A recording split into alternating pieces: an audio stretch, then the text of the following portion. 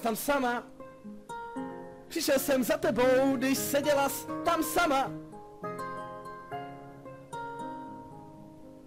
Přišel jsem za tebou, když seděla tam sama. Další den, že půjdeme na vycházku, ovšem jsem netušil, že tak daleko nedojdu. Byla jsi moc aktivní a já jsem ležel na zemi a prosil jsem o aktivy, protože s nimi je vždycky dobře. Vždycky dobře. Seděla jsi tam tak sama a třepala s prsama. Seděla jsi tam sama a třepala s prsama. Seděla jsi tam sama a třepala s prsama, nic jiného jsem nechtěl žáhnout si. Seděla jsi tam sama. Byl jsem sám do té doby, než jsem sedl na tu lavičku a uviděl tvou pičku. Bylo to tak krásný, měla jsi tam díru, jak do obchodu, otvírala se sama. Seděla jsi tam sama a třepala s prsama. Seděla jsi tam sama a třepala s prsama.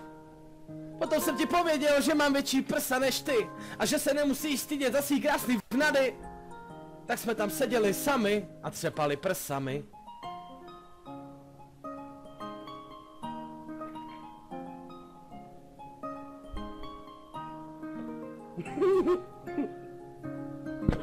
Bylo to krásný.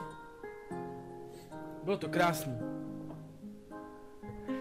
A holky, i když si myslíte, že jste sami, máte svoje vagíny. Můžeš jí říkat třeba morčátko a ona bude dělat krásný zvuky, takže nikdy nejste sami.